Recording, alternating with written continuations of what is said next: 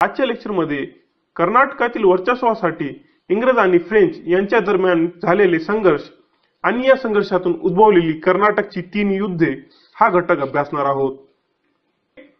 भारतात व्यापारासाठी आलेल्या इंग्रज व फ्रेंच कंपन्यांनी परिस्थिती अनुकूल बनल्यानंतर भारतीय स्थानिक राजकारणात प्रवेश करण्यास सुरुवात केली। या सुमारास मुघल सत्ता ही पतनाकडे जात होती आणि दक्षिण भारतातील मुघल सुभेदार हे या कंपन्यांचे संरक्षण करण्यास असमर्थ ठरत होते। तेव्हा या कंपन्यांनी स्वतःच्या संरक्षणार्थ शस्त्र उचलले। आपण एक गोष्ट लक्षात घेतली पाहिजे की ह्या दोन्ही कंपन्यांचा मुख्य उद्देश हा व्यापारातून जास्तीत जास्त नफा कमविणे हा होता। पण हे तेव्हा शक्य होते जेव्हा स्पर्धक कंपनी ही मार्गातून दूर होईल आणि आपला व्यापारात एकाधिकार प्रस्थापित होईल, म्हणजे भारतातील मालाची खरेदी ही स्वस्त दरात करता येईल। मात्र त्यासाठी देशावर कोणत्या तरी स्वरूपाचे राजकीय नियंत्रण प्रस्थापित होणे या कंपन्यांना त्यावेळी आवश्यक वाटत होते। अजून एक महत्त्वाची गोष्ट म्हणजे 17व्या आणि 18व्या शतकात इंग्लंड व फ्रान्स हे परस्परांचे कट्टर शत्रू होते। त्यामुळे त्यांच्यात संघर्ष सुरू झाले की जगात कोणत्याही भागात कार्यरत असलेल्या त्यांच्या कंपन्या दरम्यान सुद्धा संघर्ष सुरू होईल। अशाच एका सुमारास ऑस्ट्रिया या राष्ट्राच्या वारसा युद्धापासून इंग्रज आणि फ्रेंच या 2 राष्ट्रांमध्ये संघर्षाची ठिणगी पडली आणि या संघर्षाचाच भारतातील झालेला विस्तार म्हणजे कर्नाटकचे पहिले युद्ध। कर्नाटकचे पहिले युद्ध हे 1746 आणि 48 या सुमारास चालले। यावेळी फ्रेंचाचे भारतातील मुख्य केंद्र हे पॉंडिचेरी होते। शिवाय मछलीपट्टणम, कारिकल, माही, सुरत व चंद्रनगर ही त्यांची उपकेंद्र होती। तसेच इंग्रजांनी आपले बस्तान मद्रास, मुंबई व कलकत्ता येथे मांडले होते। या व्यतिरिक्त त्यांची काही उपकेंद्रेही होती। या युद्धाला प्रथम सुरुवात इंग्रजांनी केली, कारण बार्नेटच्या नेतृत्वाखालील इंग्रज आरमाराने काही जहाजे पकडली होती। म्हणून पॉंडिचेरीचा त्यावेळचा फ्रेंच गव्हर्नर डुप्ले याने मॉरिशसचा फ्रेंच गव्हर्नर असलेल्या ला बोर्डोने यास मदत मागितली। त्यानुसार 3000 सैनिकांसह ला बोर्डोने मद्रासजवळील कोरोमंडल तटाकडे निघाला। मार्गात त्याने इंग्रजांच्या आरमाराला पूर्णतः पराभूत केले। शेवटी फ्रेंचांनी जल व स्थल या दोन्ही मार्गांनी मद्रासला घेरले। परिणामी 21 सप्टेंबर 1746 मध्ये मद्रासने फ्रेंचांसमोर आत्मसमर्पण केले। यावेळी पकडल्या गेलेल्या युद्ध कैद्यामध्ये रॉबर्ट क्लाइव्ह ही होता। मद्रासच्या आत्मसमर्पणानंतर त्यांच्याकडून खंडणी घेण्याचा ला बोर्डोनेचा विचार होता, पण पॉंडिचेरीचा गव्हर्नर डुप्लेला ते मान्य नव्हते। शेवटी एका मोठ्या रकमेच्या मोबदल्यात ला बोर्डोनेने मद्रासचा ताबा सोडून दिला आणि इंग्रजांना मद्रास परत केले। परंतु त्याला मान्यता न देता डुप्लेने मद्रास पुन्हा जिंकून घेतले। मात्र पॉंडिचेरी पासून 18 मैल दक्षिणेला असलेला सेंट डेव्हिड हा इंग्रजांचा किल्ला त्याला जिंकता आला नाही। कर्नाटकच्या या पहिल्या युद्धातील सेंट टोमे येथे झालेली एक लढाई फार महत्त्वपूर्ण मानली जाते। ही लढाई कर्नाटकचा नवाब असलेल्या अनवरुद्दीन आणि फ्रेंच सैन्य यांच्या दरम्यान झाली होती। आपल्या प्रदेशात फ्रेंच व इंग्रज हे युद्ध करत असल्याचे पाहून कर्नाटकचा नवाब असलेल्या अनवरुद्दीन याने हा संघर्ष बंद करण्याची व प्रदेशाची शांतता भंग न करण्याची आज्ञा या दोन्ही कंपन्यांना दिली। परंतु फ्रेंच गव्हर्नर असलेल्या डुप्लेने इंग्रजांकडून जिंकलेले मद्रास हे प्रदेश अनवरुद्दीनला देण्याचे कबूल केले आणि त्याला शांत बसवले। पण त्याने हे आश्वासन न पाळल्याने नवाबाने किल्ला ताब्यात घेण्यासाठी आपले सैन्य पाठवले होते। डुप्लेने सुद्धा त्यावेळी नवाबाविरुद्ध युद्ध करण्याचे ठरवले। डुप्लेने या लढाईत कॅप्टन पॅराडाइज याच्या नेतृत्वाखाली 230 फ्रेंच व 700 भारतीय सैनिकांची तुकडी पाठवली होती। सेंट टोमे येथे ही लढाई झाली। या छोट्याशा फ्रेंच प्रशिक्षित तुकडीने महफूज खानच्या नेतृत्वाखाली 10,000 असंघटित भारतीय सैनिकांना पराभूत केले। यावेळी भारतीय इतिहासात पहिल्यांदाच प्रशिक्षित सैनिकांचे महत्त्व कळून आले होते। त्यापुढील वर्षी म्हणजे 1748 साली एक्सला शापेल या तहानुसार युरोपातील ऑस्ट्रियन वारसांचे युद्ध बंद होताच प्रथम कर्नाटक युद्धाची ही समाप्ती झाली। यावेळी मद्रास हे इंग्रजांना परत मिळाले आणि त्यानंतर फ्रेंचांना उत्तर अमेरिकेतील लुईसबर्ग त्या बदल्यात देण्यात आले। तसेच पॉंडिचेरीवर आक्रमण न करण्याचे आश्वासन सुद्धा इंग्रजांनी फ्रेंचांना दिले। या युद्धाचा एकूण सारांश म्हणजे या युद्धात फ्रेंचांचा वर्चस्व राहिला आणि त्यांचा गव्हर्नर असलेल्या डुप्लेने या युद्धात असाधारण कूटनीतीचे प्रदर्शन असल्याचे म्हटले जाते। इंग्रजांना पॉंडिचेरी जिंकता आली नाही, परंतु त्यांना यावेळी आरमाराचे महत्त्व मात्र कळून आले होते। 1748 मध्ये प्रथम कर्नाटक युद्ध संपल्याचे आपण आत्ताच पाहिले, पण त्याच वर्षी इंग्रज आणि फ्रेंचांमध्ये परत संघर्षाची ठिणगी पडली आणि द्वितीय कर्नाटक युद्धास सुरुवात झाली। हे युद्ध 1748 ते 1754 अशी 6 वर्षे चालले। कर्नाटकच्या प्रथम युद्धाच्या विजयापासून डुप्लेची राजकीय महत्वाकांक्षाही वाढली होती आणि भारतीय राज्यामध्ये सुरू असलेल्या भांडणात भाग घेऊन फ्रेंचांचा राजकीय प्रभाव वाढवण्याचा त्याचा मानस होता आणि तो योग्य संधीची वाट पाहत होता. आणि ही संधी हैदराबाद व कर्नाटकच्या विवादास्पद वारसामुळे त्याला प्राप्त झाली. हैदराबादचा निजामुल मुल्क आसफजाह हा मे 1748 मध्ये मृत्यू पावल्यानंतर त्याचा मुलगा नासिर जंग हा हैदराबादच्या गादीवर आला, परंतु त्याला निजामुल मुल्कच्या नातूने म्हणजेच मुझफ्फर जंगने आव्हान दिले.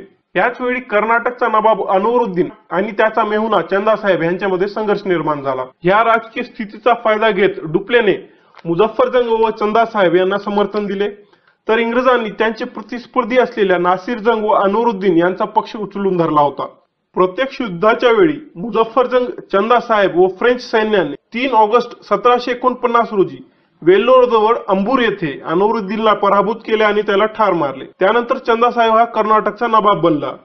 चंदासाहेबने पॉंडिचेरी जवळचा काही प्रदेश आणि ओरिसाच्या किनाऱ्यावरचा काही प्रदेश मसुलीपट्टम सहित डुप्लेला बहाल केले. तसेच उत्तर सरकार प्रदेशातील काही जिल्हे सुद्धा फ्रेंचांना देण्यात आले होते. त्यानंतर डिसेंबर 1750 मध्ये एका संघर्षात नासिर जंग सुद्धा मारला गेला. त्यानंतर मुझफ्फर जंग हा दक्षिणेचा सुभेदार बनला व आपल्या समर्थकांना त्याने बहुमूल्य उपहार दिले. कृष्णा नदीच्या दक्षिणेकडील मुघल प्रदेशाचा गव्हर्नर म्हणून डुप्लेची त्याने नियुक्ती केली. या विजयानंतर डुप्ले हा आपल्या यशाच्या व राजकीय शक्तीच्या शिखरावर पोहोचला होता, परंतु लवकरच फ्रेंचांना वेगळ्या स्थितीला तोंड द्यावे लागले. अनवरुद्दीनचा मुलगा असलेला मुहम्मद अली हा आश्रयासाठी त्रिचनपल्लीला होता, म्हणून चंदासाहेब व फ्रेंच सैन्याने त्रिचनपल्लीला वेढा घातला. त्याला शह देण्यासाठी इंग्रजांतर्फे रॉबर्ट क्लाइव्ह हा फक्त 210 सैनिकांसह कर्नाटकची राजधानी असलेल्या अर्काट जिंकून घेतले. अर्काट परत घेण्यासाठी चंदासाहेबने 4000 सैनिक पाठवले, परंतु क्लाइव्हने त्यांचा पराभव करत अर्काटचे उत्कृष्ट रक्षण केले होते. रॉबर्ट क्लाइव्हने केलेल्या या पराभवामुळे फ्रेंच प्रतिष्ठेला जोरदार धक्का बसला होता. त्याचबरोबर त्रिचनपल्लीला वाचवण्यात सुद्धा इंग्रजांना यश मिळाले आणि जून 1752 मध्ये त्रिचनापल्लीला वेढा घातलेल्या फ्रेंच सैन्याने इंग्रजांसमोर शरणागती पत्करली. याच सुमारास चंदासाहेब सुद्धा तंजावरच्या राजाकडून मारला गेला होता. त्रिचनापल्लीला झालेल्या फ्रेंचांच्या या पराभवामुळे डुप्लेचा चमचमणारा तारा काळ्या ढगात लुप्त झाला. या युद्धात झालेल्या धनहानीमुळे फ्रेंच कंपन्यांच्या संचालकांनी डुप्लेला परत बोलावून घेतले आणि 1754 मध्ये गॉर्डेव्ह्यूला भारतातील फ्रेंच गव्हर्नर म्हणून नियुक्त करण्यात आले. शेवटी फ्रेंचांनी इंग्रजांशी पॉंडिचेरीचा तह केला आणि दुसरे कर्नाटकचे युद्ध संपुष्टात आणले. या युद्धाचा सारांश पाहिल्यास एकंदरीत हे युद्ध अनिर्णित अवस्थेत संपले, कारण जमिनीवरील लढाईत इंग्रजांचे वर्चस्व राहिले होते आणि त्यांचा समर्थन प्राप्त असलेला मुहम्मद अली हा कर्नाटकचा नवाब बनला होता. मात्र हैदराबाद राज्यात अजूनही फ्रेंचांची स्थिती चांगली होती. शेवटी आपल्याला असे म्हणता येईल की द्वितीय कर्नाटक युद्धात फ्रेंचांची काही प्रमाणात पिछेहाट झाली, तर इंग्रजांची स्थिती ही सदृढ बनली होती. द्वितीय कर्नाटक युद्ध संपल्याच्या 2 वर्षानंतर म्हणजेच इसवी सन 1756 मध्ये युरोपात इंग्लंड व फ्रान्समध्ये पुन्हा युद्ध सुरू झाले. हे युद्ध सप्तवार्षिक युद्ध म्हणून प्रसिद्ध आहे आणि त्याचे पडसाद भारतात उमटून भारतात सुद्धा इंग्रज फ्रेंच संघर्ष पुन्हा सुरू झाला. या संघर्षाला तृतीय कर्नाटक युद्ध असे म्हणतात आणि हे युद्ध 1756 ते 1763 असे चालले. युरोपातील युद्धाची बातमी येताच क्लाइव्ह व वॉटसन यांनी फ्रेंचांचे चंद्रनगर हे ठाणे जिंकून घेतले. यामुळे फ्रेंच सरकारने ताबडतोब काउंट लाली यास भारतात पाठवले. याच दरम्यान सिराजुद्दौलाला पराभूत करून इंग्रजांनी बंगालवर आपले नियंत्रण प्रस्थापित केले होते आणि त्यात इंग्रजांना खूप धनलाभ झाला होता. याच धनाचा उपयोग त्यांनी तृतीय कर्नाटक युद्धामध्ये फ्रेंच्या विरुद्ध केला. जवळजवळ 1 वर्ष प्रवास करीत एप्रिल 1758 मध्ये भारतात पोहोचलेल्या काउंट लालीने त्याच वर्षी पॉंडिचेरी जवळील सेंट डेव्हिड किल्ला जिंकून घेतला. त्यानंतर त्याने तंजावर या प्रदेशावर आक्रमण करण्याचा आदेश दिला, कारण तंजावर पासून 56 लाख रुपये फ्रेंचांना येणे होते. परंतु या मोहिमेत काउंट लालीला अपयश आला आणि त्याच्या प्रतिष्ठेला धक्का पोहोचला. मग पुढे काउंट लालीने मद्रासला वेढा घातला, परंतु इंग्रजांचे शक्तिशाली आरमार आल्याने त्याने हा वेढा उठविला. त्यानंतर लालीने बुसीला हैदराबादहून बोलवून घेतले, पण ही त्याची मोठी चूक ठरली, कारण त्यामुळे हैदराबादला फ्रेंचांची स्थिती थोडी कमजोर झाली. दुसऱ्या बाजूला पोकाकच्या नेतृत्वाखालील इंग्रज आरमारी तुकडीने डी ॲशच्या नेतृत्वाखालील फ्रेंच आरमाराला 3 वेळा पराजित करून त्यांना भारतीय सागरातून हकलून लावले। या घटनेनंतर इंग्रजांचा विजय हा स्पष्ट झाला होता। त्यापुढे 1760 मध्ये इंग्रज सेनानी असलेल्या सर आयरकुटने वॉन्दिवॉश येथे फ्रेंचांचा जबरदस्त पराभव केला। बुसी या महत्वाच्या फ्रेंच अधिकाऱ्याला सुद्धा यावेळी युद्धकैदी म्हणून पकडण्यात आले होते। युद्धातील या पराजयामुळे फ्रेंच पॉंडिचेरीला परतले, पण इंग्रजांनी पॉंडिचेरीला सुद्धा वेढा घातला। अखेर 8 महिन्यानंतर फ्रेंचांनी पॉंडिचेरी इंग्रजांच्या स्वाधीन केली आणि आत्मसमर्पण केले। लवकरच इंग्रजांनी फ्रेंचांचे माही आणि जिंजी हे महत्वाचे बंदर जिंकून घेतले। अशा प्रकारे कर्नाटकच्या तिसऱ्या युद्धात फ्रेंचांचा अंतिम पराभव झाला। पुढे चालून 1763 मध्ये पॅरिसच्या तहाने युरोपातील सप्तवार्षिक युद्ध थांबल्यानंतर भारतातील फ्रेंच इंग्रज संघर्षही समाप्त झाला। या तहानुसार पॉंडिचेरीवर काही प्रदेश फ्रेंचांना परत देण्यात आले, परंतु फ्रेंचांना भारतातील इंग्रजांचे वर्चस्व मान्य करावे लागले। अशा प्रकारे तिसऱ्या आणि शेवटच्या कर्नाटक युद्धामध्ये इंग्रजांकडून फ्रेंचांचा अंतिम पराभव झाला आणि इंग्रजांचा भारतातील प्रमुख युरोपीय सत्ता स्पर्धी संपुष्टात आला। आता शेवटी भारतातील फ्रेंचांच्या पराभवाची कारणे लक्षात घेणे महत्वाचे ठरते। फ्रेंचांच्या पराभवाचे पहिले कारण म्हणजे या दोन्ही कंपन्यांतील प्रशासकीय फरक हा होता। फ्रेंच इतिहासकारांनी आपल्या पराभवाला आपल्याच दोषपूर्ण शासन प्रणालीला जबाबदार धरले आहे। फ्रेंच सरकार पूर्णतः सम्राटाच्या व्यक्तिमत्वावर अवलंबून होते, तर उलट इंग्लंडमध्ये यावेळी एक जागरूक अल्पतंत्र शासन करत होते। एक प्रकारे राजेशाही गणतंत्रच नावारूपास येत होते। तसेच दुसरे महत्वाचे कारण म्हणजे दोन्ही कंपन्यांमध्ये खूप संघटन भिन्नता होती। फ्रेंच ईस्ट इंडिया कंपनी म्हणजे फ्रेंच सरकारचा एक विभागच होती। कंपनीच्या एकूण भांडवलापैकी जवळजवळ 60% भांडवल सम्राटाने लावले होते। कंपनीचे संचालक हे सम्राटतर्फे नियुक्त केले जात आणि या उलट इंग्रज ईस्ट इंडिया कंपनी ही एक खाजगी व्यापारी कंपनी होती। कंपनीच्या कारभारात विशेष असा सरकारी हस्तक्षेप नव्हता। त्या उलट फ्रेंच ईस्ट इंडिया कंपनीमध्ये पूर्णतः सरकारी हस्तक्षेप चालत असे। फ्रेंचांच्या भारतातील पराभवाचे सर्वात महत्वाचे जे तिसरे कारण सांगितले जाते ते म्हणजे आरमाराची भूमिका। कर्नाटकाच्या युद्धानंतर एक गोष्ट स्पष्ट झाली की कोणत्याही कंपनीचा उदय व अस्त आरमाराच्या शक्तीवर अवलंबून होता।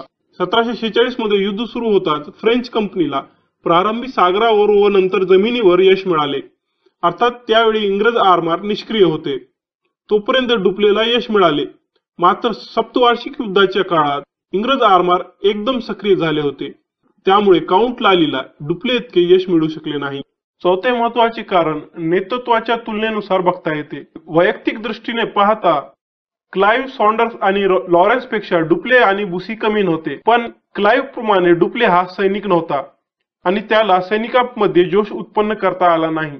या उलट इंग्रजांकडे उत्कृष्ट लष्करी नेते होते व त्याचे सहकारीही कार्यकुशल होते। डुप्ले हा चांगला कूटनीतिज्ञ असला तरी तो स्वतः सैनिक नव्हता, त्यामुळे त्याला युद्धातील डावपेचांमध्ये क्लाइव्ह एवढे यश मिळू शकले नाही। अशा प्रकारे हा महत्वाचा घटक येथेच संपतो। यानंतरच्या भागामध्ये आपण इंग्रजांचे बंगालमधील उदय, प्लासी आणि बक्सारची युद्धे हा घटक पाहणार आहोत।